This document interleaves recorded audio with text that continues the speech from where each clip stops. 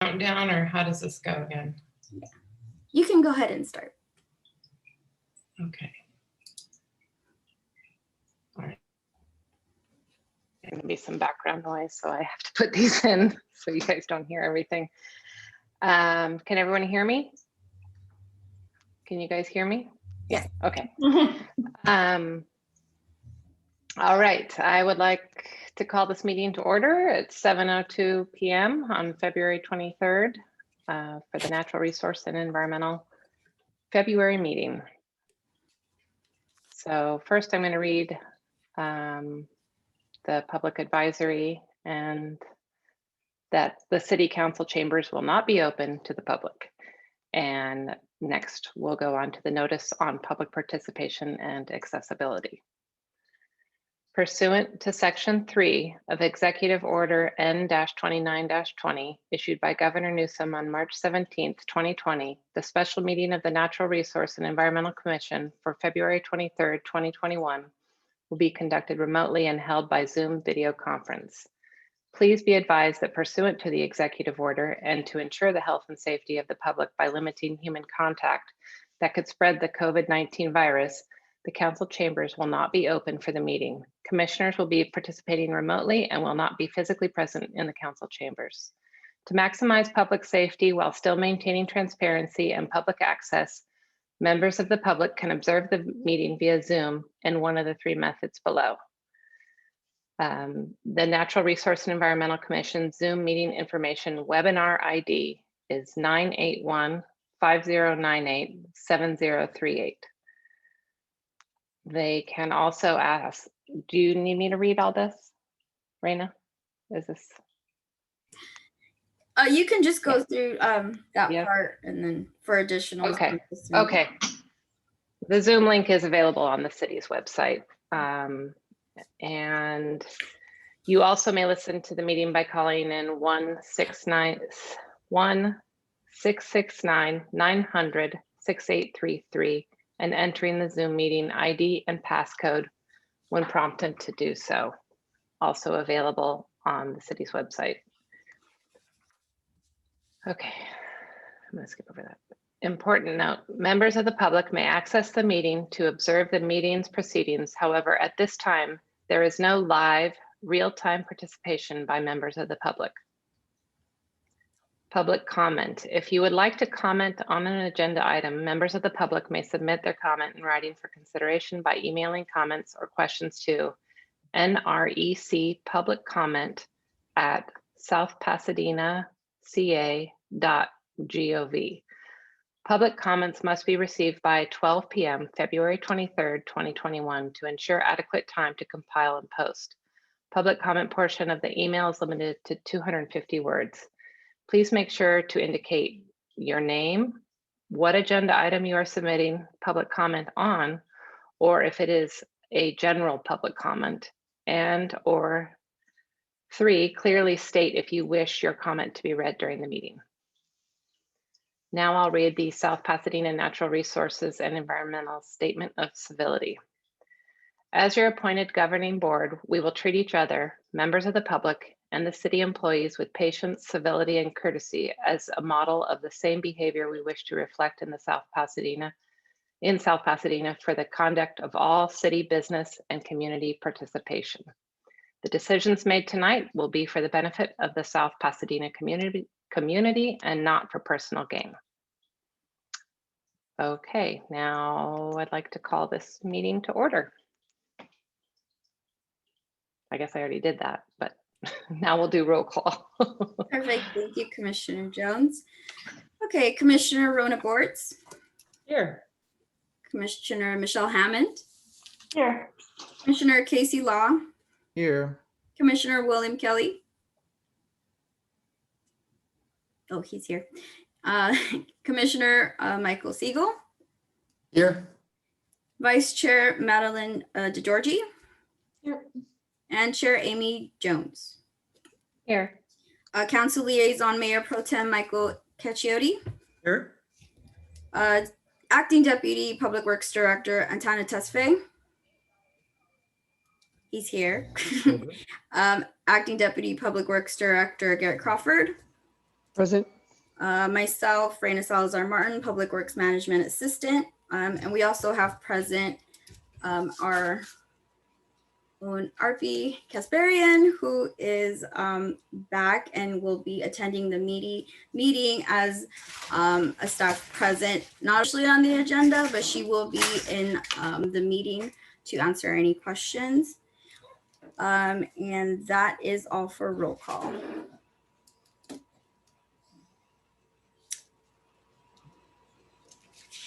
So moving on. All right. Yeah. Okay. Yeah. So now we'll say the Pledge of Allegiance together. Yes. Okay. I pledge allegiance To to the flag of the United States of America and to and to the republic for which it stands, one one nation, under God, indivisible, with liberty and justice For all. for all. Okay. Apologize if you can hear my dog in the background. Okay, so public comment. We do have one public comment this evening that was asked to be read aloud during our regular meeting. It is a general public comment by Barbara Eisenstein. She is a resident. The comment is, as an organizer of Friends of the South Pasadena Nature Park, I am interested in working with the city to submit a proposal for the following project. It is proposed that a dry stream bed and detention basin, paths, and interpretive signage be installed in the easternmost acre of the park. Runoff from Pasadena Avenue currently empties into the park throughout a drainage pipe along a slope on the south side. This runoff will be directed through a newly created rock-lined arroyo into a detention basin to facilitate infiltration and minimize flow into the Arroyo Seco flood control channel. It is also proposed that native coast live oaks and Southern California walnuts be planted in the portion of the park, extending what is already a natural woodland ecosystem.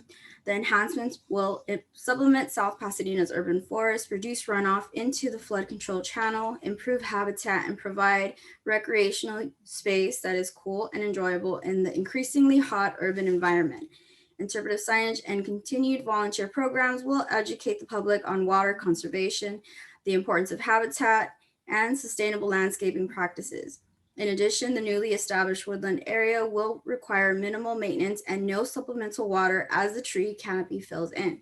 The project would be beneficial to the city, providing environmental improvements and opportunities for community education and involvement. Thank you, Barbara Eisenstein, Friends of South Pasadena Nature Park. And that is all the public comments we have for this evening. Okay.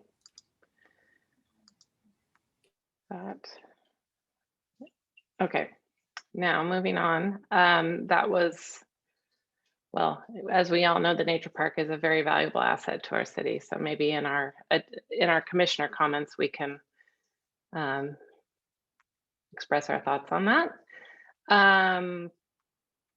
Now we're going to move on to the Virtual Earth Day, the discussion items. And the first is the Virtual Earth Day. And I think, Antenna, are you leading us in that discussion?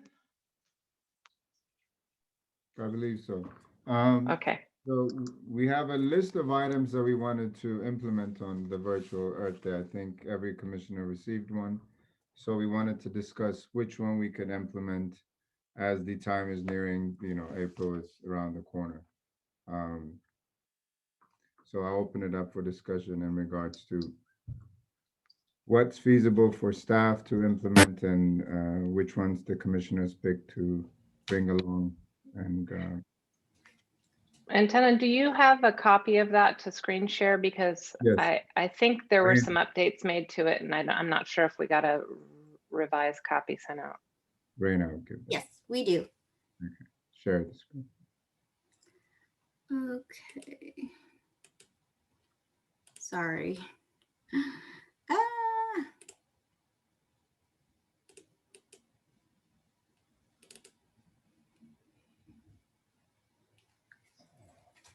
For some some reason it takes really long to do this. Okay. So this is the list that everyone on the team compiled that also included everyone's input in the last week. I don't know where it is. Sorry, guys.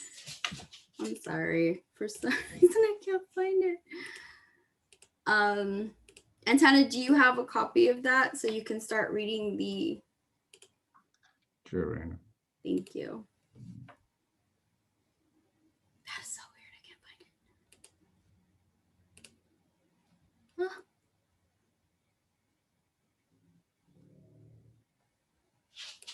There it goes. Sorry, everybody. It was not loading. Found it? It's shared.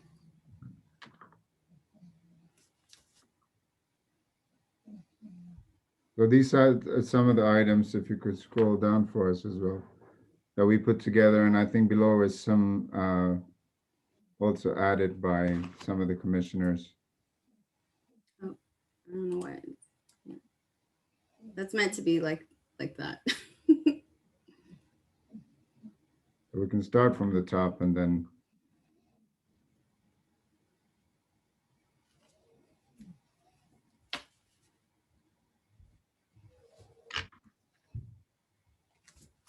We have Zoom story time for kids, Earth Day themed kids books, reading done over Zoom, streaming movies in relations to, Earth Day themed movies. Also, everything has to be done over Zoom. Social media engagements, live stream presentation. You want to scroll down?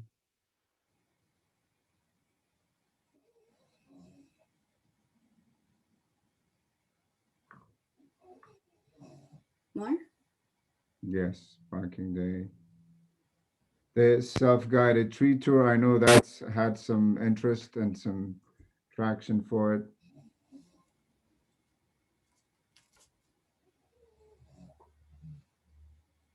And that's all we have for that.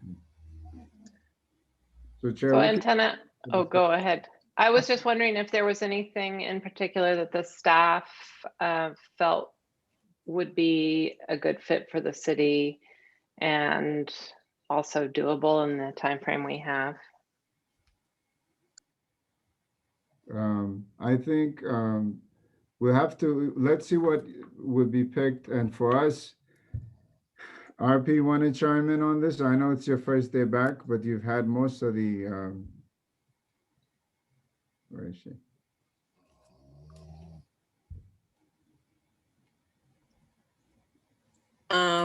Yeah, so great list. Love the ideas, everyone. I'm thinking for the story time and streaming movies, that's definitely something that we might be able to partner with the library on. That's kind of our turf. So I wouldn't want to step on, doing story time for kids. I'm almost certain they already have something similar planned for Earth Day. So I would be more than happy to connect with them to see if there's anything that they're doing, help them promote it, and see if there's any way that we could help them with their Earth Day activities.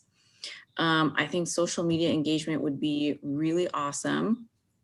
Perhaps I'm thinking the week of Earth Day, maybe we can have a blog article that goes out every day, tips on how you can, save energy, conserve water, things like that. I think I've been trying to catch up on the videos of your previous meetings. I think there was some discussion on, I just lost my train of thought. Of promoting things that we already have in the city. I think someone was talking about the Buy Nothing group, the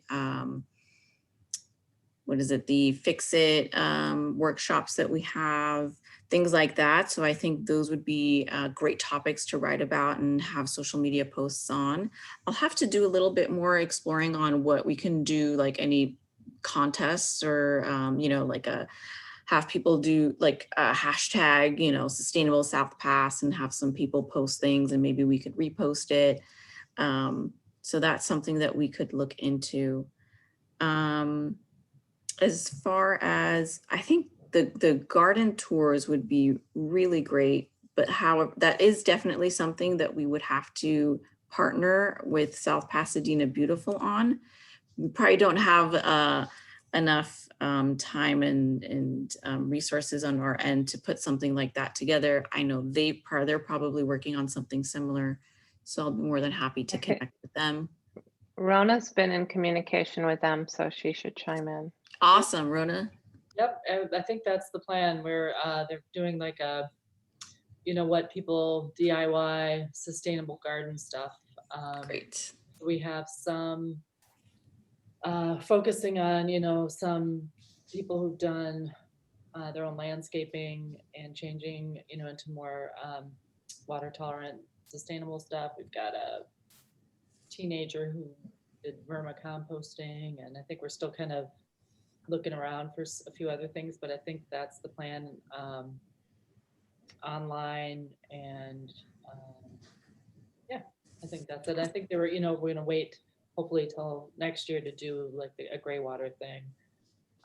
But I think it's a good idea because it's so many people have done such great projects during this. Rona, the other thing I've noticed people doing a lot, including myself, but is converting space in their front yards to edible gardening. So that's really something that I think if it's in a front yard or a parkway that could be highlighted by South Pass Beautiful. And if you guys need help, I tend to go on really long walks in the afternoon to get out of my house. Okay. So I'll be happy to just keep sending addresses and photos your way, or who's the chair of South Pass Beautiful now? Marianne. Still Marianne. Okay. Well, then I'll just, if anybody knows anybody personally in South Pass, that we can just, I don't really want to knock on anyone's door, but I could leave them in an awkward note leaving at a person's house down the street that I see all the time, and it turned out okay. She wasn't freaked out by me, so that was good. But she's on board. But if anybody knows anybody, because I think we're still looking. We were thinking maybe just going with like 5 or 6, you know, kinds of projects. So that is in the works. Is there any, like, what else besides, like, what else can the NREC or the city do to help with that? Like, what is, besides just put our name on it or advertise? We could definitely help promote it. I'll have to see if there's any other way that we can help them. I'll reach out to South Pass Beautiful and you guys to see what it is that we can do.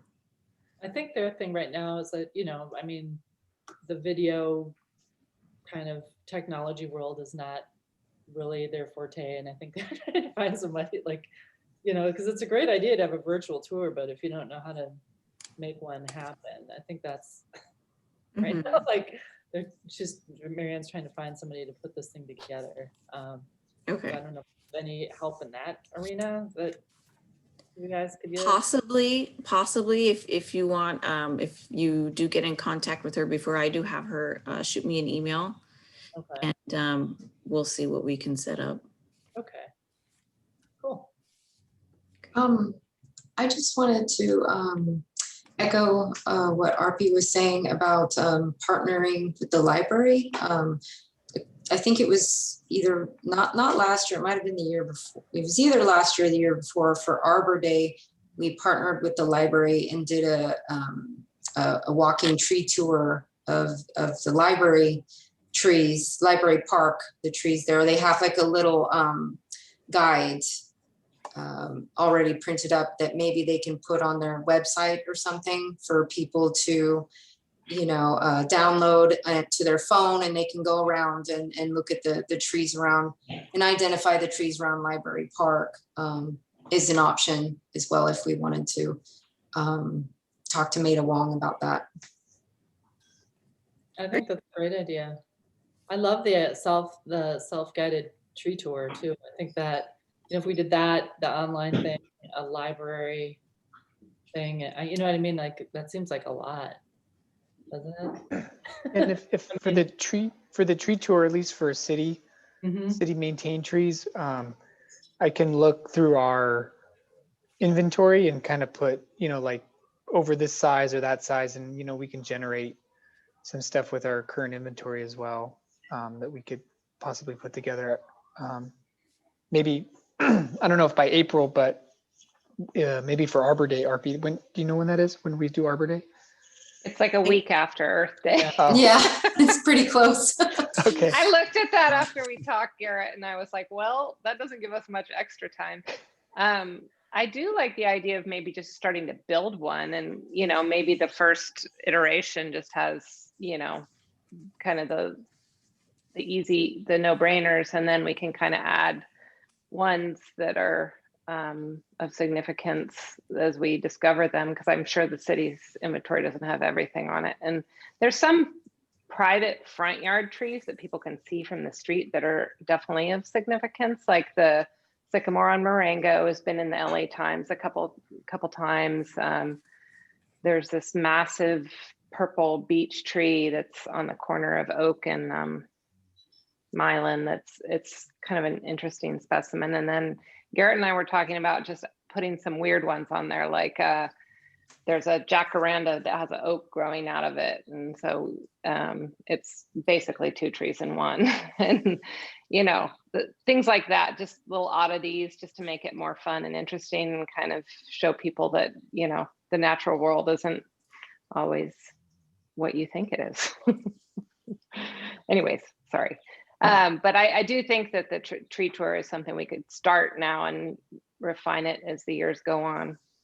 Yeah, I think that's a great idea. Like, if near the farmer's market, like the trees that are over in that little park area, I don't know what it is, but it, like stuff like that, where people are congregating, and it would be, I don't know, useful to know what's going on, Michelle? Yeah, do you think it seems like if we combined those, that it might, my thing that I put on there was to kind of create a walking tour or a scavenger hunt per se, that if it's blocked in neighborhoods or sections, which you could even block it out based on maybe the regions of the elementary school, but that we highlight these things like the front yard gardens that we find, the different trees, the places to recycle battery, if in the downtown area, like other or businesses that are doing green practices, that maybe it create kind of a Earth Day walking tour scavenger hunt. Like, how the teddy bears are really popular for people when they're walking around to see in a window. But maybe if we had a little Earth Day sticker that we pinned on all these things that people had to kind of try to find around the city, and that we knew in your little designated area you had 32 interesting points to find, and that you can learn about their importance environmentally to the city. But I know that's something that would need to be designed out. I mean, it doesn't even need to be printed. It could be downloaded for like somebody at home to print, but or it could be something that people just can have access to on their phone and follow.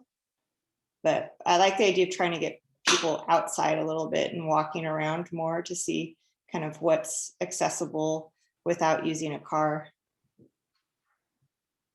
Casey?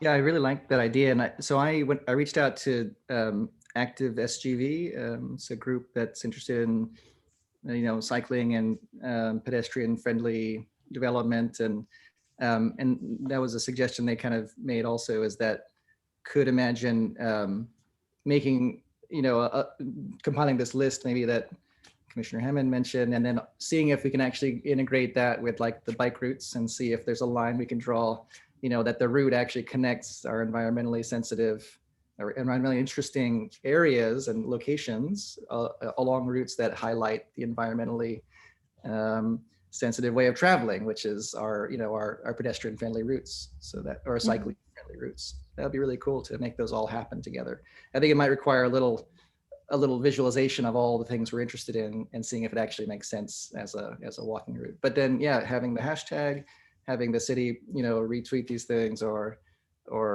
highlight, people who are participating would make that really fun.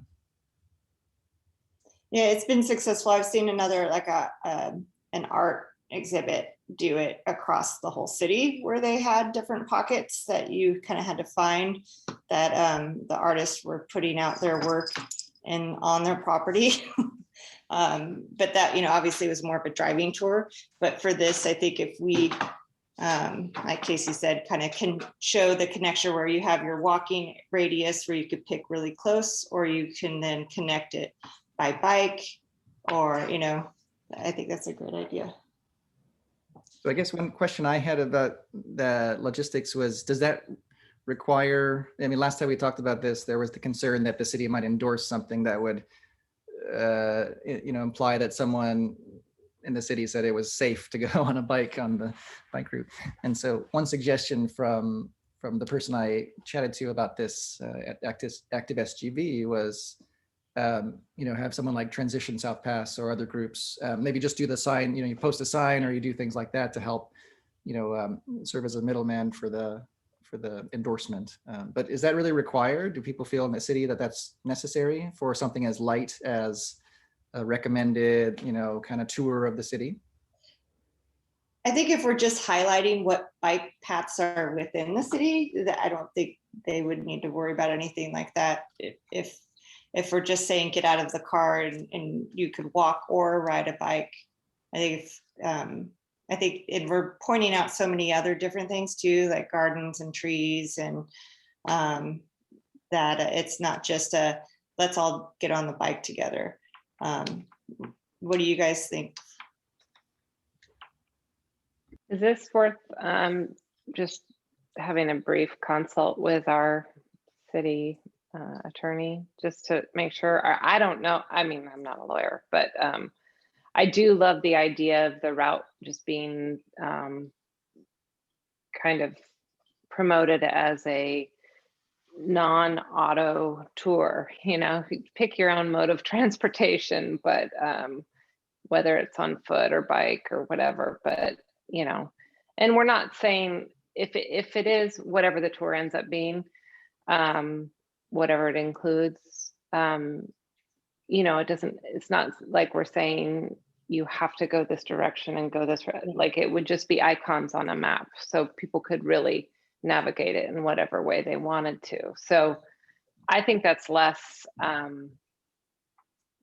seems less risk. I don't know. I'm not a lawyer.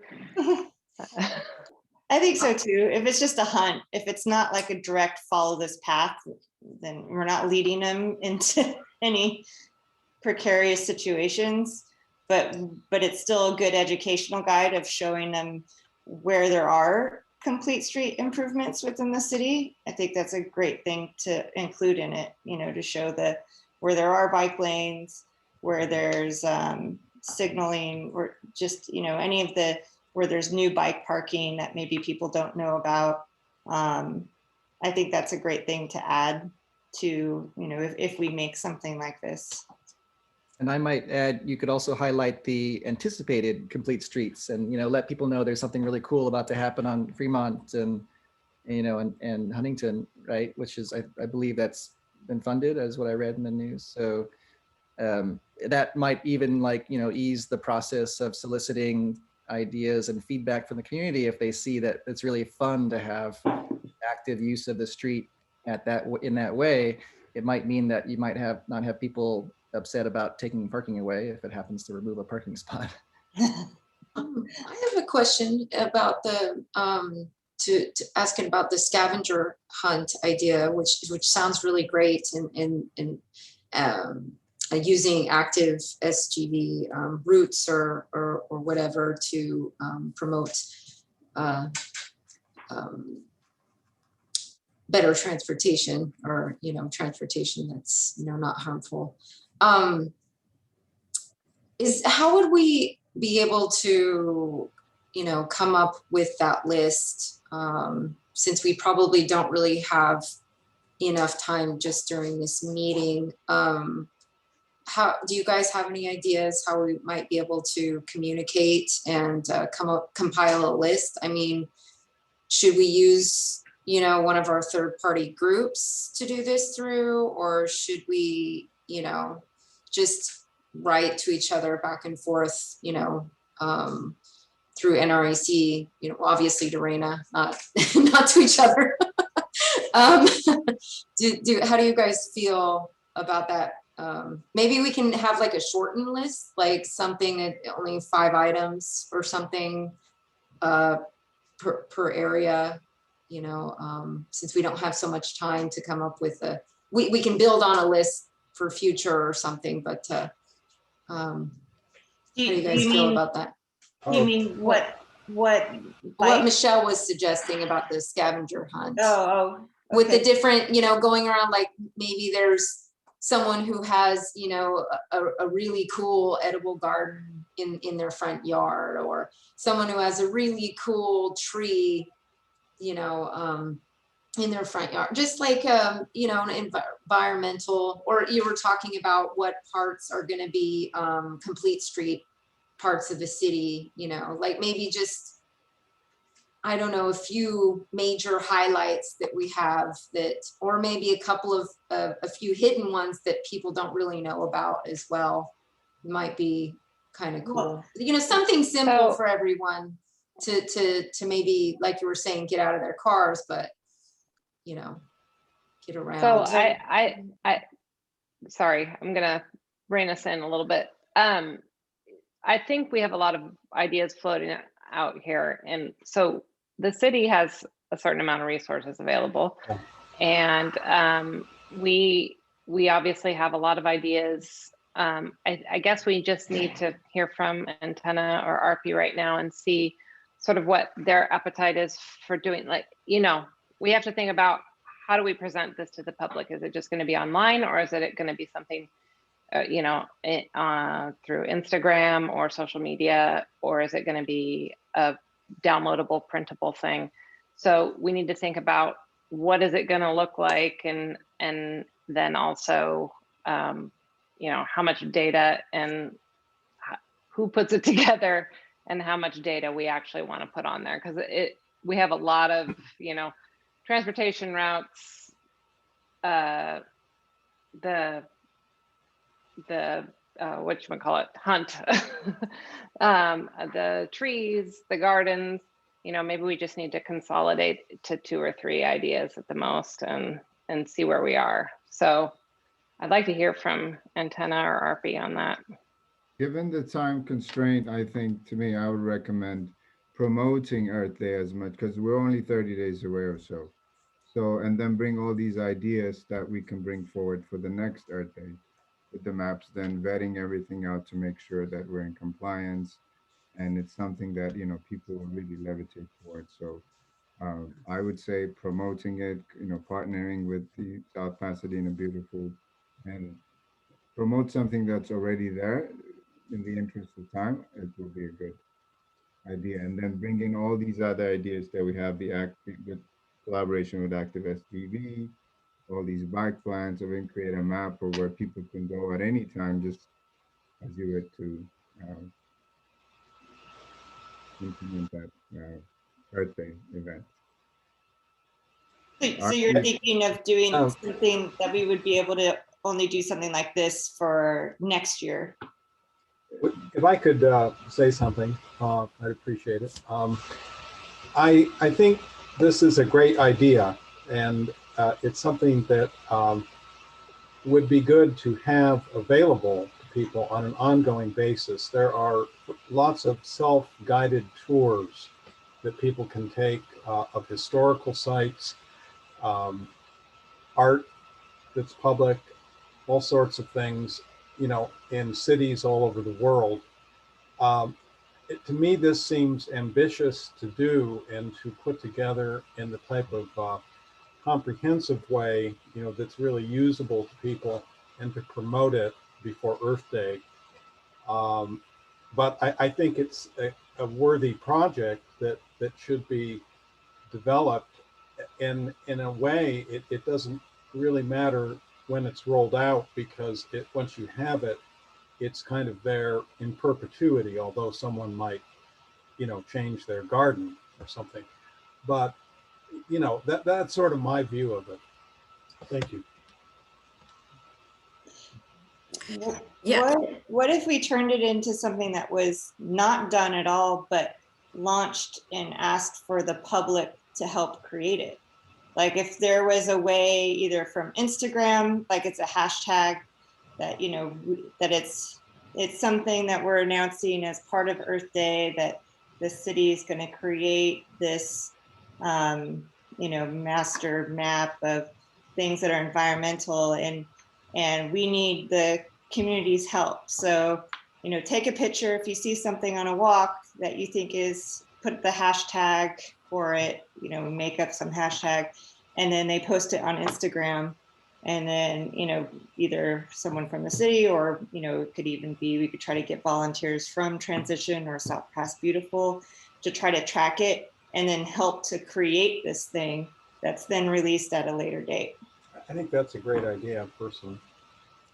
Yeah, Transitional is willing to partner with NRAC to help you guys any way can on this.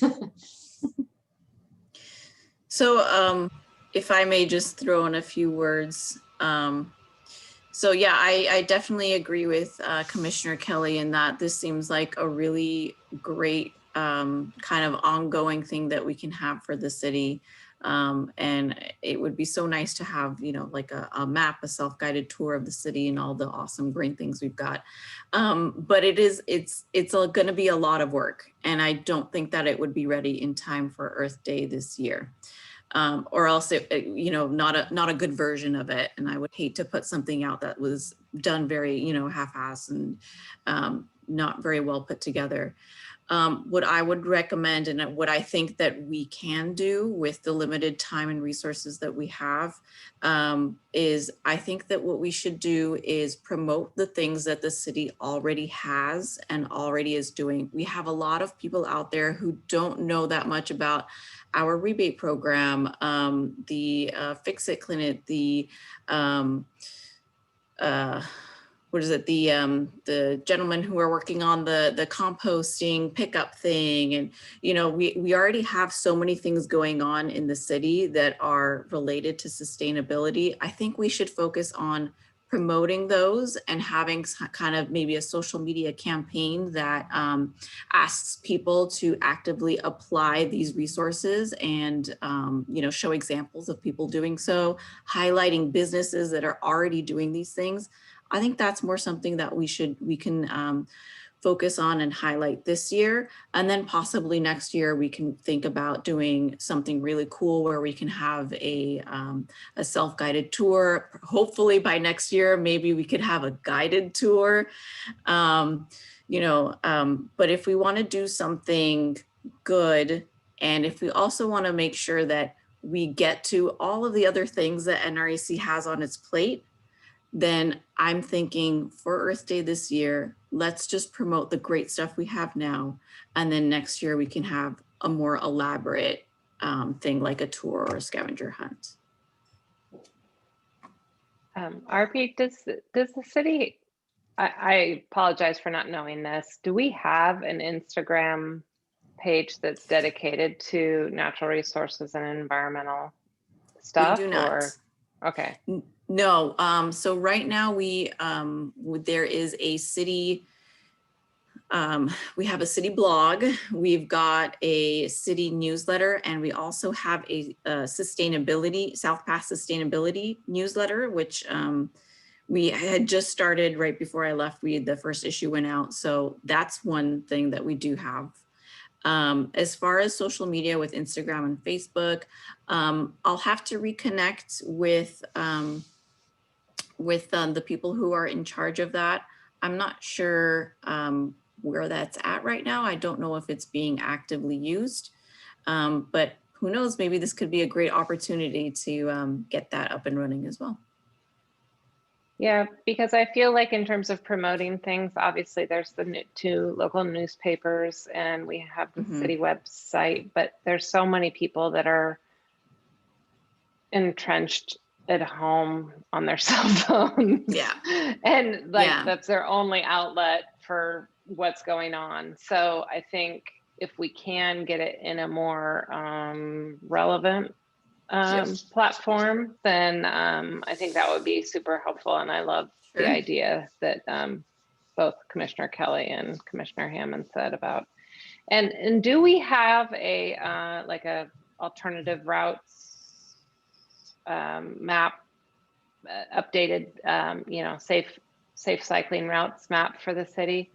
Because I do think Commissioner Law's idea of getting eventually, like down the road, not in the next month, but having something that promotes really good walkable, bikeable streets in the city would be great. So really quickly, I just pulled up the city's Instagram account on my phone. The last post we had was December 10th, 2020. So it seems to be used fairly recently.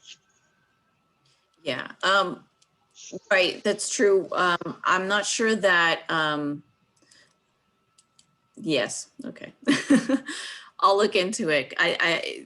They've been a little bit iffy with the types of stuff that we put up there. You know, we want to make sure it's available for important news, especially with COVID going on and things like that. So I'll see if they will allow us to have more environmental stuff on there. Or maybe it could be like a sub page or something that's linked to the city's page account, but not the city's account. Right. I think there's the bike lanes. I mean, we have RP, right? Like even in the latest kind of the last general plan had some decent maps of kind of the existing bike lanes that are out that could maybe be shared. And then, I mean, as what you're saying, RP, is the stuff that we do have now, would that, do you think the city could lay that out as kind of key points on a map that then you post on the City Scoop so that we could grab it and share it on the other social media sites that Amy's talking about? It's like the 91030 Facebook page and the Buy Nothing group, because then they'll in turn share it around on the other social media platforms. If it can't live on the South Pass City's Instagram, I think we could still get it out as long as something's kind of made in the right format of just to help promote of what the existing stuff is now, not adding what we were talking about before.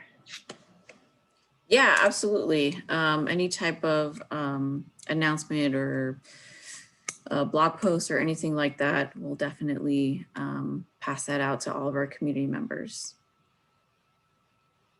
And hopefully they can, post on their community Facebook pages and things like that. So it seems we have kind of narrowed it down to city, what the city already offers, right? The rebates and all that. And then maybe whatever's happening at the library, linking into that. What's happening with South Pass Beautiful, their virtual, not virtual. Is it going to be virtual or walking, Rona? Self-guided.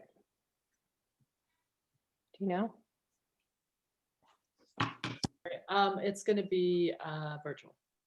Okay, so South Pass Beautiful's virtual tour. And then, I mean, is there anything, Commissioner Law, that we could link into with the active SGV routes or promote that in some way? Well, maybe I misstated things a bit, but they don't they don't endorse specific places. Okay. They don't know our city any better than we do. So I would just say bike lanes, would be the high point as a city amenity that, that exists and that's relevant. Yeah. Yeah. Okay. I didn't know if they had something on there, because some of these, transportation nonprofits have some really interesting routes and things that, might tie into our city, but I can't think of any offhand right now that do, but I know I've found some online before. Yeah. They're guess- even outlined on Google, but it doesn't have all of them. It just has the main ones, but doesn't have like the shares and stuff. But I work with Active SGV too, but I don't think they have anything that, especially as a kind of a walking thing for our city. I know the last one they did was more in relation to when they're working with the bike parking, which we could highlight too. But I think that again goes in the more long-term thing that we were talking about. But Yeah. But yeah, if there were routes and things along those lines that are city amenities, I would also include Fremont just broadly and as a target for future active complete streets, because it's a great way to connect with people about what's coming and encourage them to support it. it would be a great post, ARPI, as kind of a, this is what's happening, you know, this is what's been approved to happen, like what to look forward to, transportation wise. I think of a lot, because we do have a lot of complete street stuff coming down the pipe. Fingers crossed.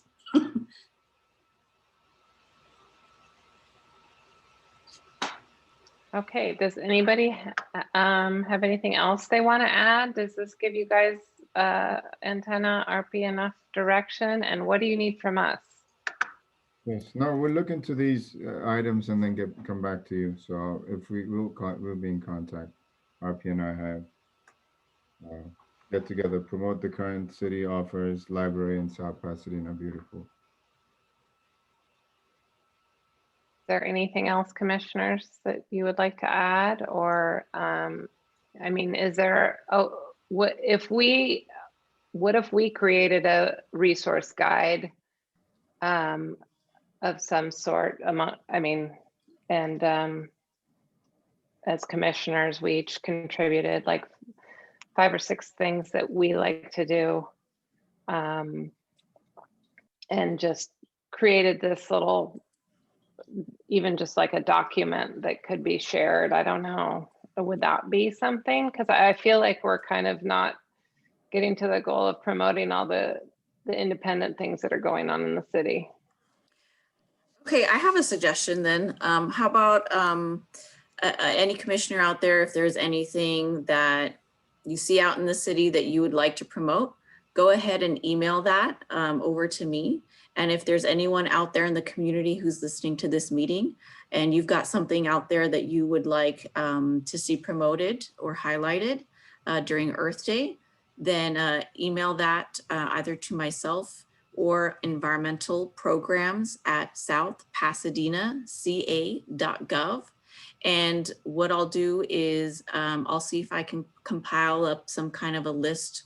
And if I think it's gonna, be comprehensive and look good, and if we've got enough resources to put out something that's a good resource, then I'll bring that and share that with you all at the next meeting. We should be having another meeting before Earth Day, yeah. And we can go from there. But again, I just want to make sure that we're not putting something out there that's very, half done. And we really do have a lot of other stuff on our plate. What if, because I'm involved with the boosters at the high school, and I've been doing these booster stories for the 50th anniversary of high school boosters.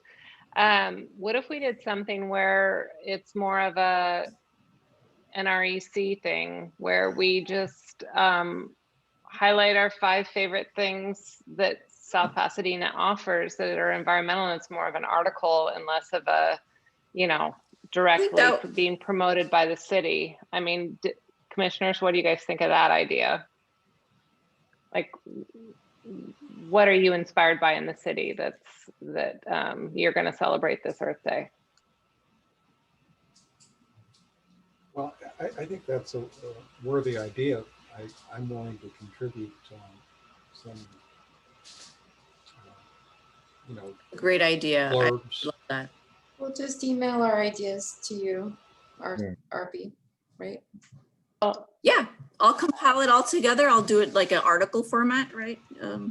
Chair Jones, and then maybe we can do like a city blog on it, and then you can then also share it on your pages. So something like NRAC's favorite spots in South Pass or something like that.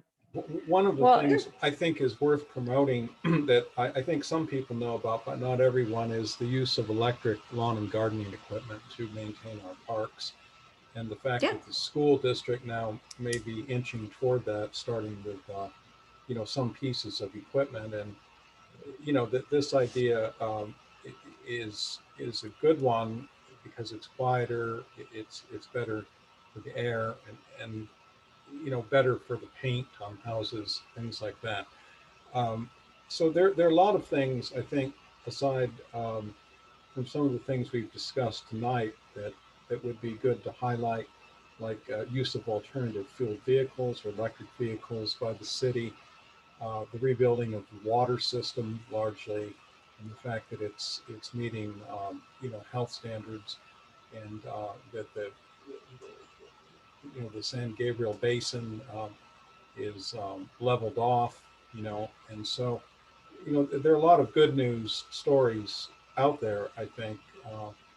I wouldn't restrict it just to strictly, gardening and trees and transportation, complete streets. I think that's important, as the other things are.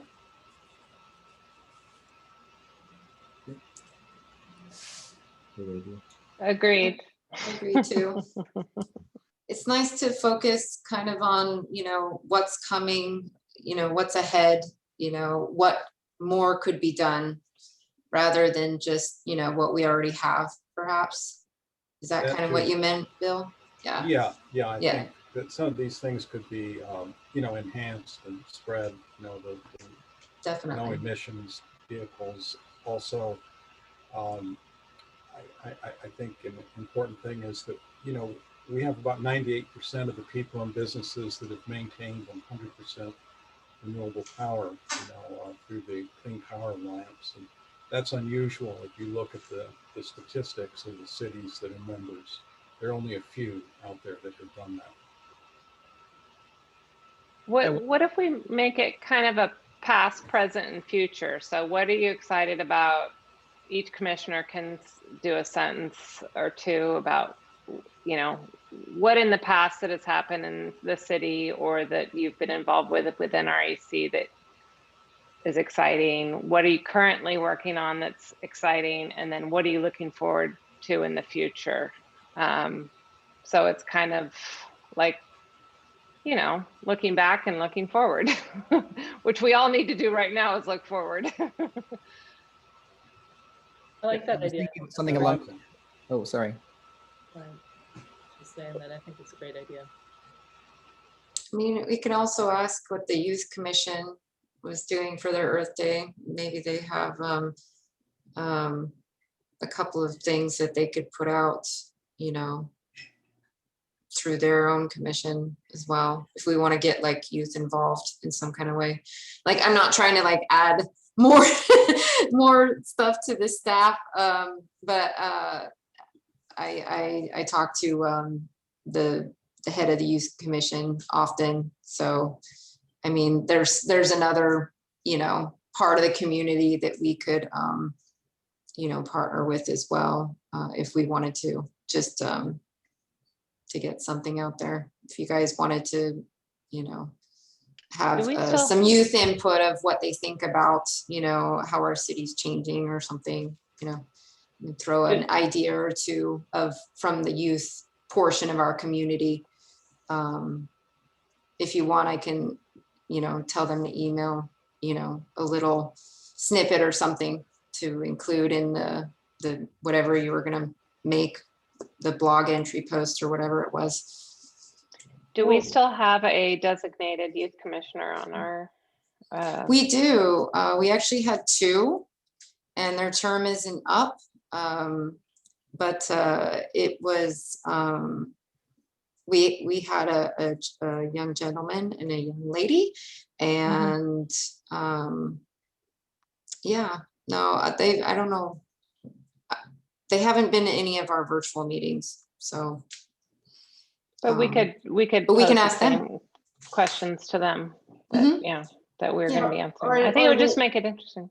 Or maybe they could submit their own profile or their own comments to RP too. I mean, I think RP, Yeah. it seems like this all of a sudden starts to get bigger and bigger and bigger too. But I mean, how about it's just your discretion? Like, well, Yeah. we could submit to you either different organizations, like how Madeline has the different youth groups that she talks with that are environmental.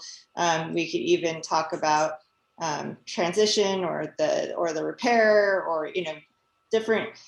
Everyone has their own different perspective of either other groups they're involved with or activities they do around town, or something as simple as like their favorite reusable mug, and that we give you kind of a sampling of something from those areas, and then also the past, future, or past, present, future.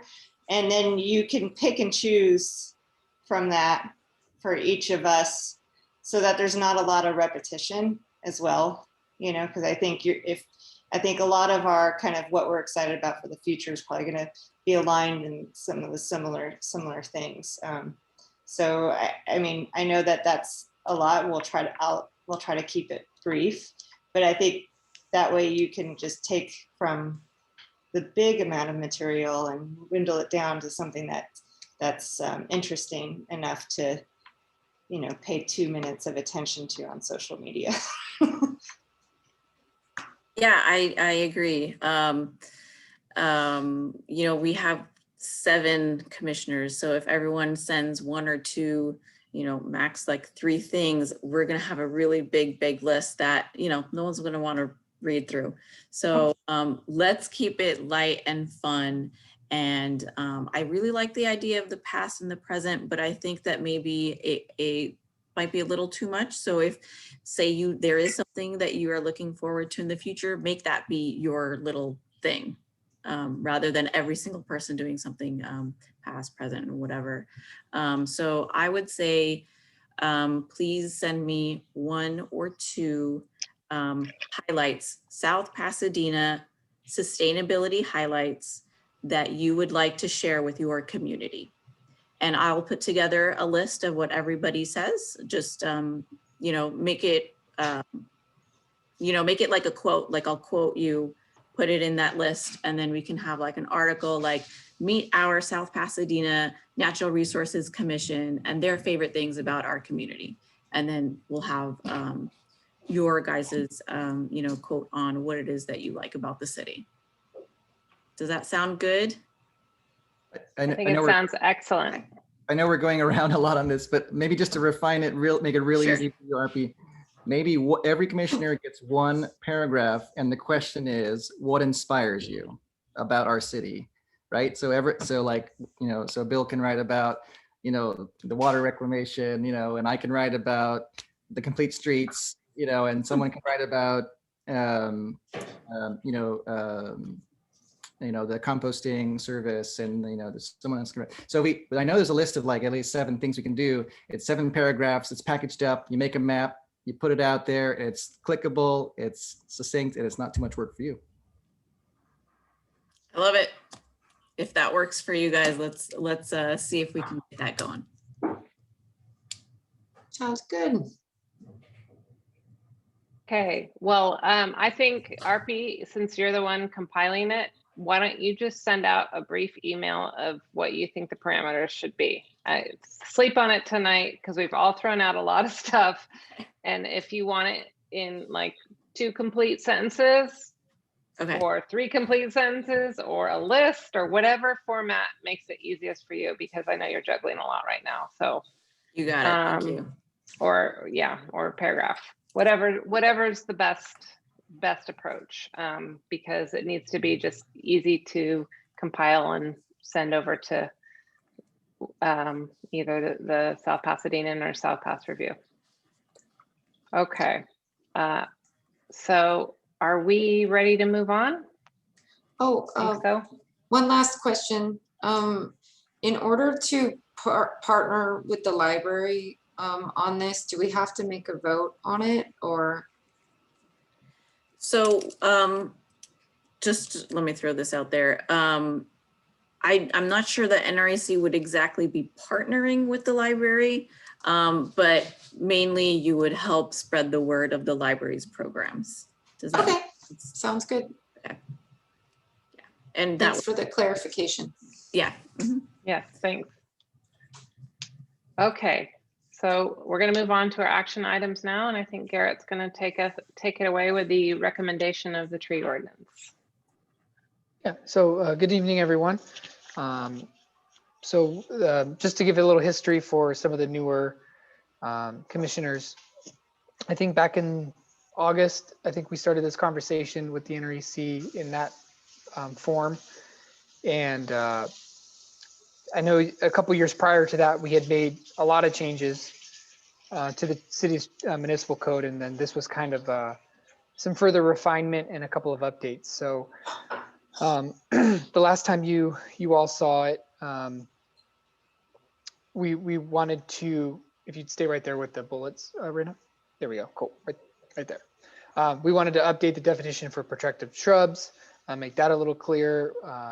We wanted to provide leniency for permit fees for the residents who are experiencing a financial hardship, and then a clarification of description of the ordinance for various sections throughout the chapter. So there was some confusion whether a certain section was designated for tree trimming or tree removal. So we made those sections very apparent. You'll notice in your packet, we did include the entire proposed new chapter 34. All of the suggested edits are in blue through track changes. And then you guys had made a recommendation and wanted to go to council with it. And then upon further review with the city attorney, a couple of things that we had to refine further, which make it even stronger, are we use language up to 40% for the our ability to give a discount for people in the who are experiencing financial hardship. And that definition comes from people who are already in our water, wastewater, and trash collection program, that they get that discount. That's where that 40% came from. So we would use that same hard 40%. So there's no discretion. That was at the recommendation, which I agree with.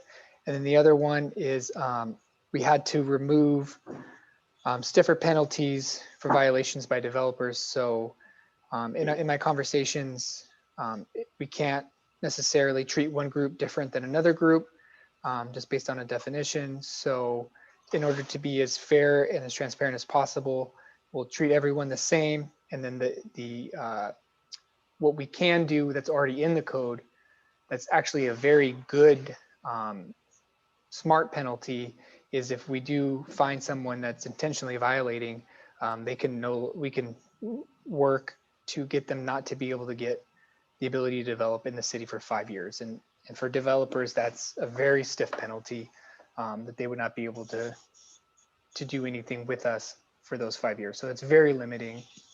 I mean, those are the big changes. Everything else stayed the same. So in recap, it's a static 40%, and we had to remove the stiffer penalty for developers to be fair and transparent. So if you have any questions, I'd be more than happy to answer everything I can. But otherwise, we're just asking for your recommendation through the commission for us to be able to take it to city council for their review and approval. Okay, does anybody have any further comments on the revisions to the tree ordinance?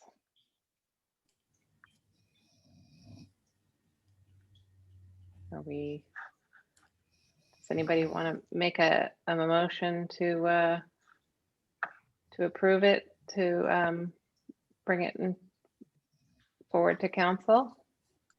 Sure, I'll make a motion to bring the tree ordinance to the council. I'll second.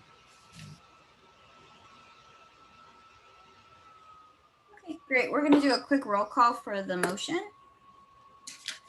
Okay, Commissioner Boards, Yes. Commissioner Hammond, Yes. Commissioner Yes. Kelly, Commissioner Law, Commissioner Siegel, Yes. Vice Chair DeGiorgi, Yes. and Chair Yes. Jones. Okay, thank you. Motion passes unanimously, 7-0.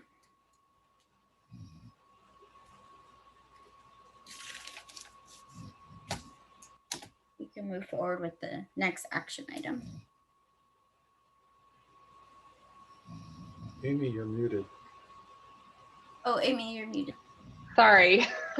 The next action item is the approval of our minutes from our January 26, 2021 meeting. Do I have a motion to approve those minutes? Motion to approve? I'll second. Okay, great. Thank you. I'll do a quick roll call for the passing of the minutes. Yes. Commissioner Boards, Yes. Commissioner Hammond, I'll Commissioner Kelly. abstain since I wasn't at the meeting, but thank you. Sure, no problem. Yes. Commissioner Law, Commissioner Siegel. Yes. Vice Chair Yes. DeGiorgi, Chair Jones. Yes. Thank you. Motion passes 6-1 with Commissioner Kelly abstaining. Thank you. Oh, okay, so now moving on to communications. I want to start with the City Council Liaison communications. So Mayor Pro Tem Cacciati, take. Thank you, Ms. Chair. I'll just go over some of the items I've done or meetings I've attended since the last commission meeting, about half of them. So right afterwards, I again met with the presidents of the HOA at Franciscan Woods and some of the residents to discuss converting over to green equipment, particularly the leaf blowers, but all the equipment actually. We met with them before. And there's a HOA north of them, San Pasquale. Actually, the same company, you may see their trucks in the city called Garden View, large white trucks. They also do the large HOA condos on Mission, right adjacent and west of Garfield Park on Mission. I got a phone number and I called the treasurer of that HOA, indicated we want to work with her. There's a big rebate program that she, along with the other two HOAs, subscribed to Garden View. She never got back to me, so I'm going to keep pushing. 210 met, I think two of the commissioners that showed up, met at Arroyo Vista Elementary School with school district officials, the contractor, Brightview, which is one of the largest landscape contractors in the United States with about 25,000 employees. And AGSA, Dan Mabe, who's helped us turn over to green. And as Bill said, they're considering at least slowly implementing that. I think Bill sent an email to the board and they wrote back saying they're considering, but they've got budget issues. So I've got to do something to really move them, because at this rate, and again, Brightview, talking from a perspective, they've done some electrical equipment, but they're big oil type of gas combustion type of company. And their West Coast operations lives in our city. So they I guess told the school district it would cost 30% more to go over to do it all at once, but we know that's not true. You buy the equipment, you're going to save money on gas, oil, and all the maintenance that goes along with it, just like an electric car. So maybe the NREC can later on, we talk about really working with the school district or even starting a fund. I'll put the first $50 or $100 in. There's no reason they can't convert over immediately. I've assessed every school site. I used to run that's how I paid for, like I said, my high school education. I supervised actually a lot bigger project in the school district. So it can be done immediately. Next, attended the Gold Line Zoom meeting for the Joint Powers Authority. Again, every month we make incredible progress on construction, bridges, overpasses, on the way from Azusa to Glendora. Probably 80% of the construction is going on in the city of Glendora. You'll see at the next council meeting, we're going to choose our representative on the Gold Line Construction Authority for the next couple of years. And it'll probably be the member from Glendora, and the mayor of Ontario, who I've spoken to, will be the alternate for at least a couple of years. So that's going on. That's great. Again, looking forward to 2024, 2025, get it out to at least Pomona. Had a conversation on Zoom with the Asian Pacific Islander Forward Movement. They're an environmental group in the Western San Gabriel Valley.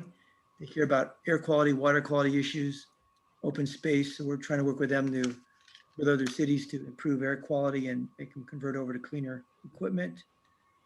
2012, I was appointed the chair of the Legislative Committee of the South Coast AQMD.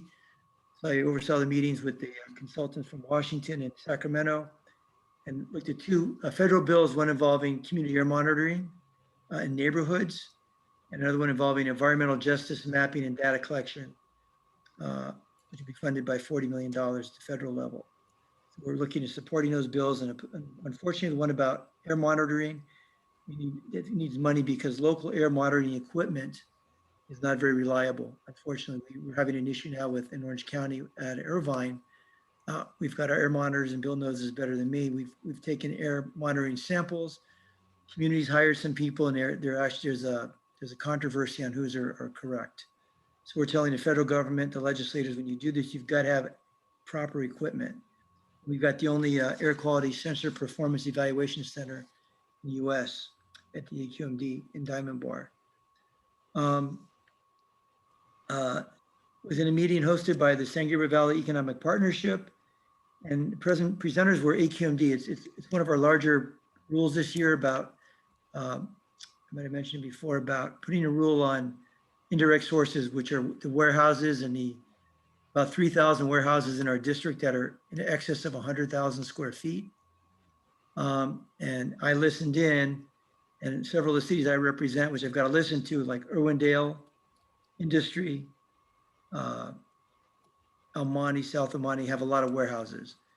And they were concerned about the cost, that there's not enough, there's no technology now to convert over to cleaner trucks, et cetera. So it's gonna be a big issue for me and the vote, because I'll be one of the deciding votes on this, whether it passes or not. So I've got to talk to all my 34 cities I represent and make a tough decision on this. I can tell the business community, the warehouses, the large real estate interests are going to come out against it, even though economically, I think the warehouse industry, if you go out to the Inland Empire, as I did this past week to check it out, you know, every by Archibald, 1 million square foot warehouse coming soon. Next, yesterday, this may help you. There was a meeting of the Santa Monica Mountains Conservancy. I was at that from 11 a.m. to 3 p.m., 3:15 p.m. 4-hour meeting. And a couple of things that were important to us, a lot of items, but I moved the item authoring a Prop 68 grant. They're going to issue a grant to solicit monarch butterfly restoration species projects. A federal agency presented. So we're going to use Prop 68, and the Conservancy is going to put out a request for proposals. So it might be something for South Pass, and I'm not sure if we can somehow tie in Barbara Eisenstein's issue there with the drainage issue. This might be a great proposal once the Conservancy puts it out, that we already have something down there, but apply to really improve it. There's also, I moved and was seconded, and the board approved the $100,000 grant to Nature for All for getting access to Angeles National Forest for community organizations. And it'll be from Pasadena basically into the Angeles National Forest, providing van service to disadvantaged communities and community groups. Ultimately, with local gardeners in South Pasadena to demonstrate our electric lawn equipment, and gardeners in other cities also actually out in Brentwood area this past Saturday. With also the oil refineries again. There's another rule coming up which will require them to really clean up their World War II era equipment. And they're complaining it's going to cost anywhere from $200 million to $500 million to do it. So that's another big decision coming up. Finally, I just hope that I brought up the issue, and Bill mentioned it tonight, about the electric lawn equipment. And I sent to you, and the council had approved for you to look at my recommendation to prohibit the use of gas-powered leaf blowers in the city. It's been over about a year, and I hope it comes next month. If it doesn't, I'm probably just going to have to bring it up to the council, because I'm not going to wait any longer. Climate can't wait any longer. Our health can't wait any longer. And everybody that's at home, I'm just sick and tired of the last several weeks listening to gas powered leaf blowers every day. When you go out for a walk, they're there. You're out, you wake up, they're there. My neighbors, it's the number one complaint I hear. So I hope we take it up next month. If not, I'm not sure I can wait any longer. I've waited long enough. We can't wait any longer. And besides, the program to South Coast AQMD, which provides an incentive not only for residential gardeners, if you want to change over your own lawnmower, you can do it. We'll give you, depending on the cost you pay, up to $250 to get a standard state-of-the-art electric lawnmower. But for the other program for commercial gardeners, I just voted to get another $350,000 in that. The board went along with me, but we've got a lot of people wanting money, especially the AB 617 communities that are really impacted. So I'm not sure how much more money I can get, but there's money there available now. But if we don't start this program soon and give the gardeners, and if we do pass that at the council level, I would expect and hope to put in a 1-year phase-in program so it doesn't become effective for a year, so the gardeners can start saving up money, or the homeowners like myself and the others that was noted in the paper you might have read. I'll just pitch in money for my gardener and the other people he cuts in South Pass to convert over. So I hope you would take that up next month and put it on the agenda, because if not, I'm just going to go back to the council very soon. Thank you, Ms. Chair. Thank you, Mayor Pro Tem. Now we are going to move on to Commissioner Communications. So let's go ahead and start with Commissioner Law. Well, I raised in my communication last time on this issue of the electric power leaf blowers, and maybe just to follow up, I haven't actually acted very aggressively on this, but I do hope that any actions we take or recommendations we make would be sensitive to the people that are affected by it in terms of the cost of investment. And I think many people who are affected are not necessarily saving up that money to make that investment. And so one way to support that would be to actually support tool lending libraries that might allow people to borrow tools, perhaps from the city itself. If there were ways to make that happen with the library, or maybe it's through Public Works, I would love to develop that. I think it's a great way to mitigate the cost for people who are perhaps not saving up to make that adaptation. So that's something I'm sensitive to, and I'm going to try to reach out to the library board to see if that's potentially something they could act on.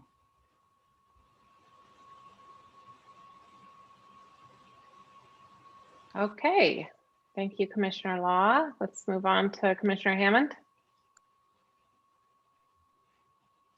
Well, I have a couple things. One, I saw in the last council meeting that we will be having an RFB safety light for 2 crosswalks close to transit, but it was postponed to talk about at the next meeting. Hopefully that will still go through. It'd be great if there's any supportive public comment for that. Because if the streets are safer, then more people would be more apt to walk instead of use their car, especially in the shopping district. It could really use a little bit of a help. When I had the restaurant there was a lot of people that would complain about parking on the south side of the street and then trying to cross over to me and having some close calls. So that would be a great improvement. The other thing that's along those lines that I'd like to bring to attention is part of COVID, we got approval to reallocate open streets, which is kind of festival transportation related funds for the city. And one of, there's a couple things that are moving forward with it. And one of them that has been talked about is a temporary reconfiguration of Mission. And it's more kind of still along the lines of kind of furthering what the final goal for Alfresco was to give even more space to the businesses that's outside so that they could have bigger capacity, but still maintaining a safe distance. But it's also a great opportunity for a complete streets demonstration as well for Mission to, which there's still room. It got extended as far as the timeline to pay for it. So we have till the end of the year. So I just think it's a great opportunity for us as a city to try something out that will also help the businesses. And then it will add to even more safety improvements because it will slow down the traffic a little bit on Mission, and also allow for more parking to be put back into place as well. So that's that part, which I don't know if we could add it to a discussion item here to see if there's anything that we could do or recommend to council later in one of the agendas. And then the other one was I've been in talks with the community garden, and talks to Sheila about a second location. The community garden, they really would like to expand and try to do it at another site as well. I think one of the city council members also was interested in it. I spoke with Sheila, and I looked at one of the potential sites that would make sense geographically for the city to offer garden space in another location more in the south end. But it does seem that it would be a tough site for a community garden like what's on Magnolia. So we're still in discussions and trying to kind of link up the community garden with Sheila and talks with what could be possible uses. And the other lot that's a potential is on Grevillea, which is very close to the existing location. But I don't know, I'm so glad you're back, RP, because we could talk about organic trash more, but I've been in close contact with the compost culture kids. They've really been expanding and doing some great stuff. And there's a high demand in our city. And I think it could be an opportunity for if we use the site as part park, part compost or something like that, more than it could even have like a community share garden, but maybe done something different, which the community garden leadership is totally open to. They're game and flexible for that. And everyone wants to kind of help the compost culture group grow and expand and see how we can elaborate on the city, which as an update for that, they are now collecting and bringing their waste to the Huntington Library Gardens. They've created a partnership with them. So they're doing the Huntington Gardens has an area called Huntington Ranch, which is a permaculture garden. That's a vegetable garden, but they're doing all their compost now there. So you can't really get much more local than that, which is really great. And they're starting to collect on Sunday in San Marino now too. So they're servicing now San Marino and South Pasadena. They partner with high school kids there for volunteer. And they're also now collecting at a food bank too, that's on the border with Alhambra. So it's exciting. I'm so proud of them, how much they've kind of handled with this. And I'd love for our commission to kind of help them in any way possible, see how we can further what other potential things that they can do in the city. I know they've got the go ahead to start collecting from apartments now, but it's hard for them to get the word out and connect with them and businesses, but it's a lot to handle the expansion for these kids. So I don't think it's all going to happen overnight, but I'm going to help them try to see if there's a way to have a permanent site collection at the community garden, or see what we could work out temporarily while we talk about maybe second site possibilities. So that's it for me. Thanks, Commissioner Hammond. Let's move on to Commissioner Siegel. Hi, thank you. Yeah, earlier we were talking about the changes that are coming to Fremont, to Huntington, the open streets, how we're basically trying to make changes to accommodate all users of the road. And so with that in mind, I was wondering, with that in mind, I was actually thinking about what I'm seeing on social media and how there's just a lot of fervor against this kind of stuff. I think a lot of it just has to do with it's hard to envision it unless you actually see it. And so I don't know, is there something that does the city have an appetite for it, or is there an opinion about doing quick build, temporary, inexpensive pilot projects like the open streets, but more of them to really showcase where the vision of the city is headed, and so that people can actually feel it, see it, touch it, use it, and get better buy-in citywide? I think that's what's great about the potential for the mission reconfigure using open streets is that it's free compared, we're not spending any city funds for it, and it is temporary. So it's not something that, should cause as much of a stir. I know Mayor Pro Tem Cacciotti's chuckling because it was done in the past, and it got a lot of pushback when it was put in and pulled out pretty quickly. But that was quite some time ago.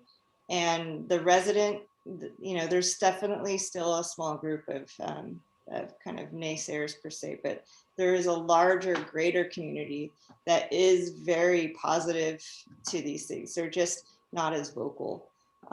So I think it is kind of like that thing is that if they see it in place, if we can get it in place, and I think it's a low risk thing because it is temporary, where the people who are kind of against it, then it's don't worry, it's temporary. It's mainly in place to really help the businesses foremost, but and will be pulled back out. But it's the best chance our city has to try to test the waters in something like that without spending money from our city budget to implement and then tear back out.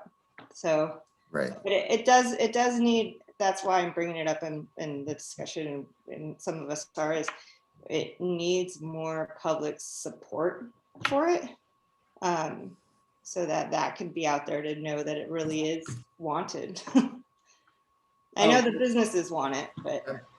Yeah, there's an interesting book called Tactical Urbanism, which is about setting up the type of temporary project you're talking about, Michael, to see how people react to them, and if they like them. That book?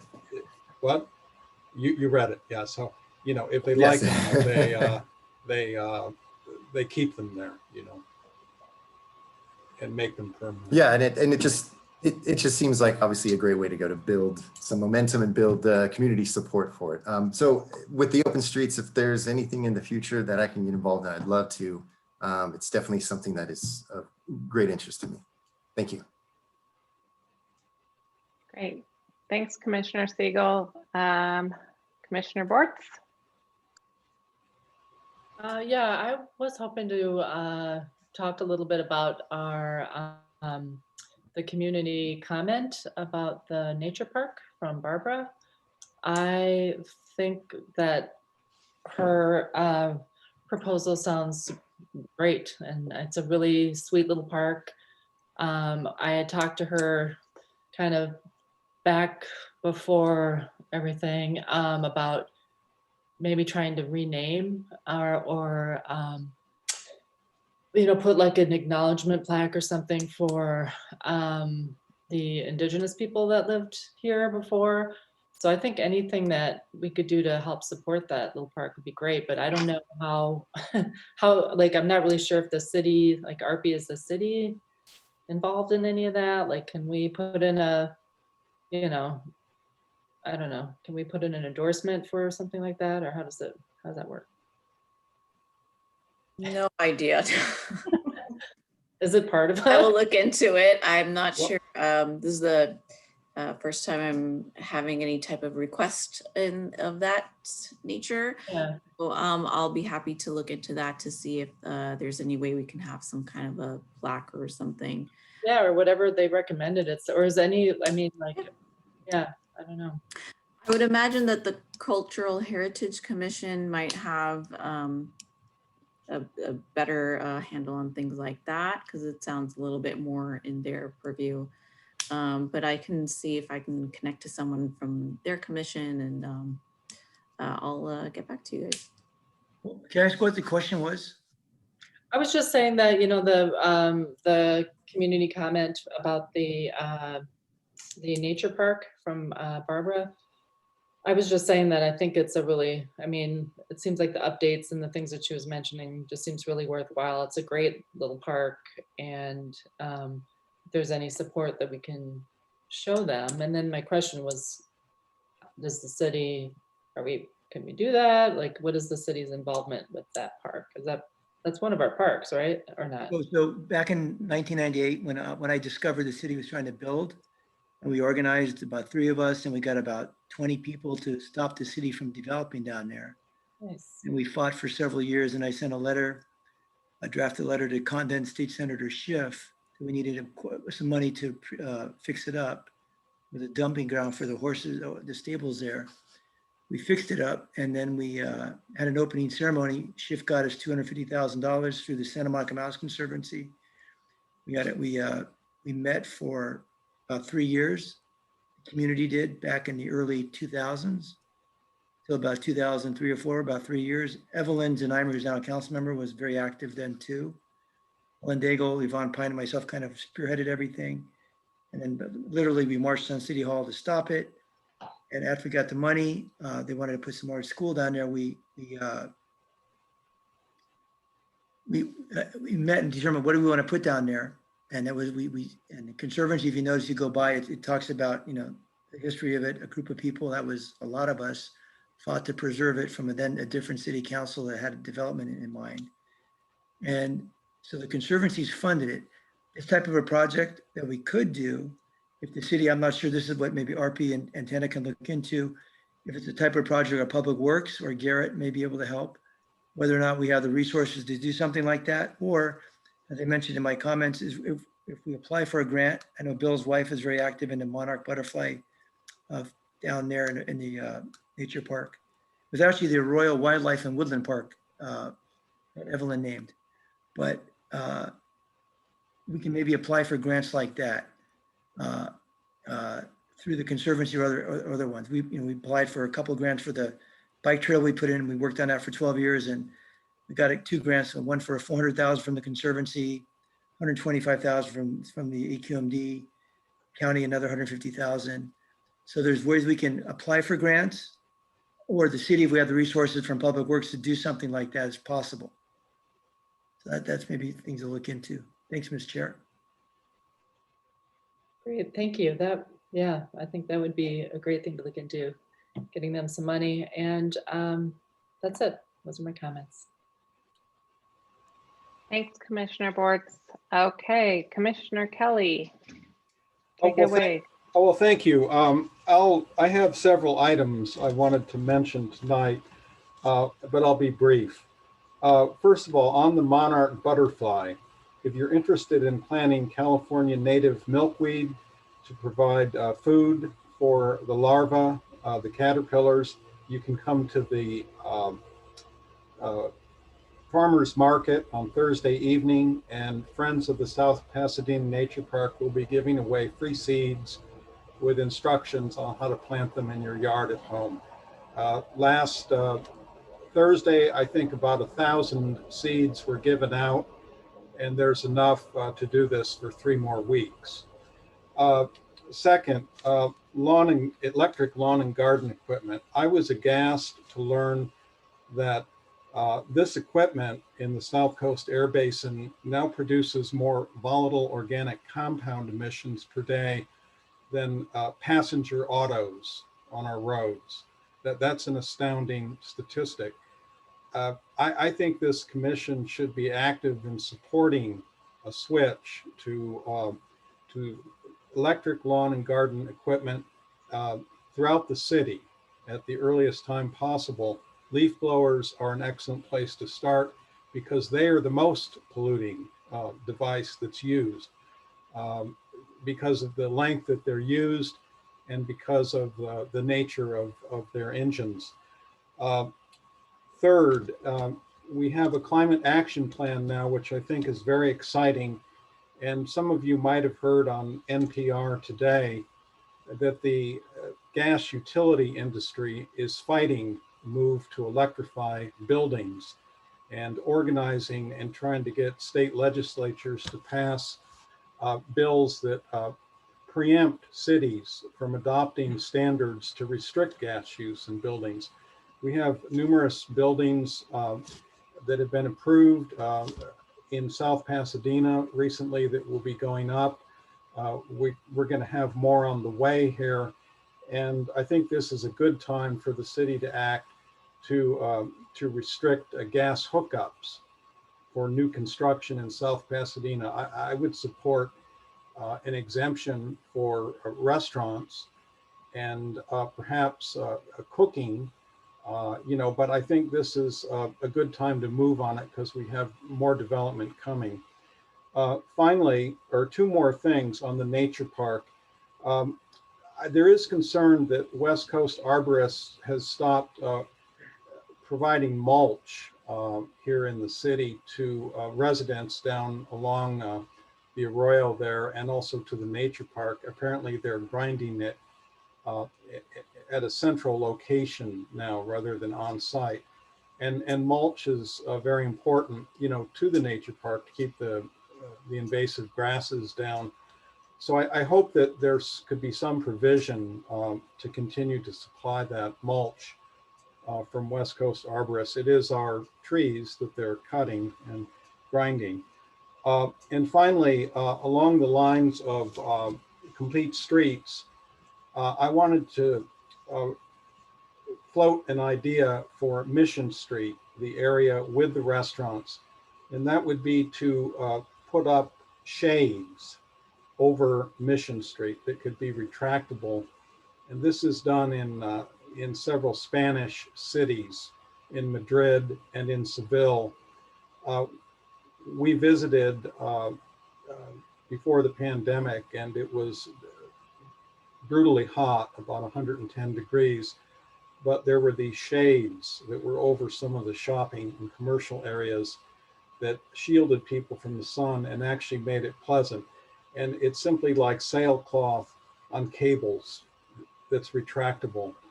And I believe it could be done down there, and it would be great for outdoor dining and for shoppers or for people biking, because it's too darn hot much of the year here for a lot of people to go out and do that. And when you have the tarmac, you're getting temperatures of 130 degrees, on those streets. This shading eliminates that and just keeps it at ambient temperature, which can be comfortable when it's dry. So I would just hope that we could put that on a future agenda and see about forming some sort of partnership between the city and the merchants to get this in. I think it would be very good for everyone. And with that, I thank you for listening.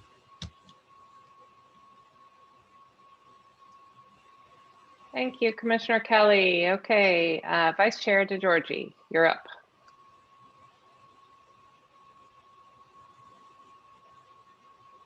No, I'm muted. Okay. Sorry about that. Hey, everyone. I just wanted to echo what Commissioner Kelly had brought up, and Mayor Pro Tem Cacchiotti, and I think one of our other commissioners has as well, but I can't remember which one of you did, sorry, about the electric leaf blowers. I think we shouldn't wait on this anymore, and I'm really hoping that we as a commission can, maybe put this on our next agenda to make a recommendation to council about it, because the sooner the better. Living in an apartment, personally, we have gardeners every single day on our street because it's all apartments. And I mean, it's insane. Like every minute of every day is, the noise and the pollution, and especially, when you can't really, I can't go outside of my house, to be honest. Like, I want to go out on my porch, or I want to go out, in the back, and I can't, just because I've got dust and greasy smoke blowing in my face, and I have pretty sensitive lawns, so it's pretty pretty sad. And then we got a lot of kids playing around in it and they're coughing, and it's a really terrible situation. So I think it's a really great idea to add that to our agenda for our next meeting if we can. And I don't think anybody wants to hurt the livelihoods of our gardeners. I think what people are thinking of is probably the cost will fall upon those who are employing them, not the gardeners themselves. I think that's the best solution. I mean, honestly, and I think a lot of us, or a lot of property owners, would be on board with that, because they're just tired of the pollution. So maybe that's something that we can think about. And that's it. Thank you, everyone. Thank you, Vice Chair DeGiorgi. Okay, this is going to sound very repetitive, but I went to the demonstration at Arroyo Vista as well with Commissioner Kelly and Mayor Pro Tem Cacciatti, and I do indeed, I did bring it up when we were deciding on our agenda, but it really does, I would like to agendize this issue as an action item for next meeting. We can have a discussion. Maybe Mayor Pro Tem could do another brief presentation for us. But as we learned in the demonstration, which really wasn't a demonstration of equipment, it was more of a discussion, and I really appreciated Mayor Pro Tem Cacciatti's knowledge and expertise and persuasive skills out there. The thing that really struck me is that the rate of the ROI really comes into play 2 months after you purchase the equipment, and yet they're telling the school district that it's a 30% increase in their cost of maintenance to go electric, which I can understand if you have a $24,000 mower, then you're replacing the whole fleet all at once. Maybe the ROI is a little bit longer, but they're also getting them for $9,000. They're getting a rebate, they're getting the trade-in value. So there's a lot of things. I don't know how they're calculating the economics of it all, to be honest. But it just seems like there's so much pushback, and I really do think that if we can start working away on the school district, and also try and figure out how to get the private apartment and residential gardeners to transition as well with incentives, I think. But we have to push for this. So I propose that we definitely put this on the agenda. It's kind of low-hanging fruit at this point, and I know that's what we're aiming to go for. The push is on, with everyone working at home and dust blowing in their windows and noise all around them. So that's really all I have to say. I do think that maybe we should also consider agendizing a recommendation to council for seeing if there's money in the parks or the public works budget for a little assistance to the nature park, because I think it's a very valuable resource in our city. And we've done some cleanups down there, myself and my kids, and it's a little gem, and it needs to be highlighted and cared for, not just by all the volunteers, but really from the city too. So that's all I have to say for today. Thank you, everyone. And moving on now to, I think I got everyone right. I got all the commissioners. Staff liaison communications. I'll officially do it for today, and I know RP is going to take over the reins. I haven't much to report to you, but we'll take all your points you put in and get back to you, agendize the items you wanted, and make sure that we'll have a successful year. I'll be here to support, and we look forward to working with you.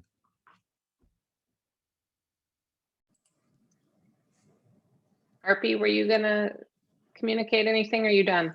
Sure. I just wanted to say hello. I'm excited to be back. I'm excited for the wonderful things we're going to do this year. 2020, even though it was, 2020, NRAC still was able to accomplish many things. We were very productive, even with those challenges. I do want to make sure you all know that regarding the gas leaf blowers and all of that, I hear you. We hear you. We know that this is something that has been on NRAC's radar for a really long time, which is why, if you remember, we have it in our green action plan and we have it in our climate action plan to have an ordinance in place.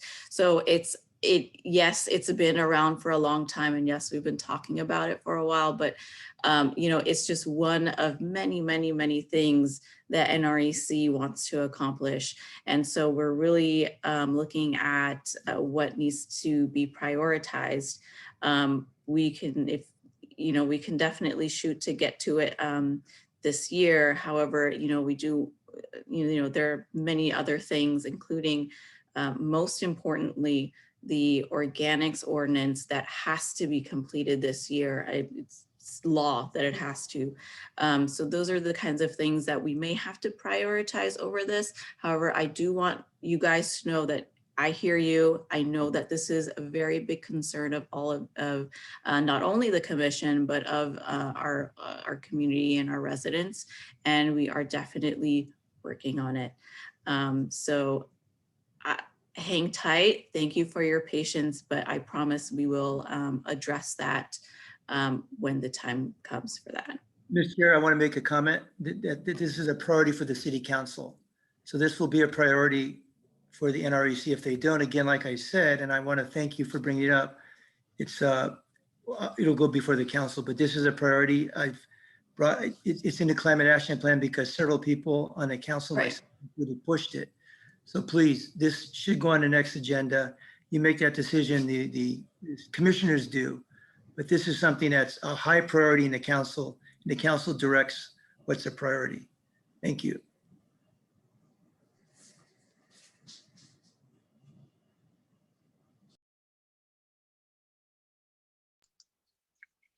All right, RP, are you finished? Yes, thank you all. Okay. All right, and so with that, I just wanted to make a couple announcements of upcoming events. We have the LA County Smart Gardening webinars, and they will be available on various dates. Those can be found at the LADPW website. And then, sorry about that. Then there will,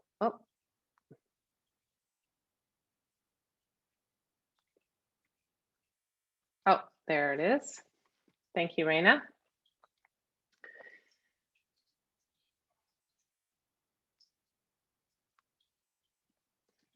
There's the list of dates. Sorry, I can't really see. It's really small on my screen, but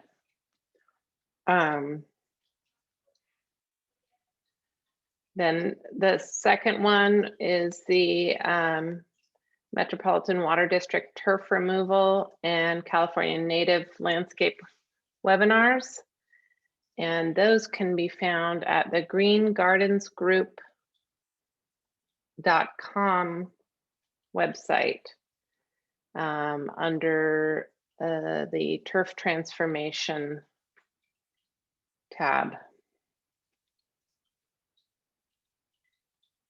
And yeah, that's just visualizing the actual. Okay, thank you. Sure, no problem. And there you have the dates and times. Yes. Okay. And our next meeting will be on March 23rd at 7 p.m. Okay. Oh, Commissioner Hammond has a question. You're muted, Chair Jones. Commissioner Hammond, sorry. Were we going to appoint the 2 members for the Athens contract ad hoc tonight? Isn't that, I didn't see it on the agenda, but I know in the email correspondence it was saying there was going to be appointed in this meeting. Did that get rescheduled? No, I think those were already selected by Shahid and myself during the pre-meeting for this. I recommended Bill Kelly, Commissioner Kelly, and we then sort of, it was a toss-up between, unfortunately, Shahid only wanted 3 members, or 2 members. And so Vice Chair DeGiorgi is the other, but I told him that because of your past experience as a business owner, that it was really important. He said, but we're just discussing residential service. And so we figured with Commissioner DeGiorgi's perspective of apartment living, that would be a good fit for this particular one. But he will call you in as needed for your advice on business composting. Okay, I'm in a 9-unit apartment building as well. Oh, I didn't know that. I apologize. But that's yeah. So yes, that's where we are on that. And if either one of them decides that they don't want to do it, then we'll be first on the list. Okay.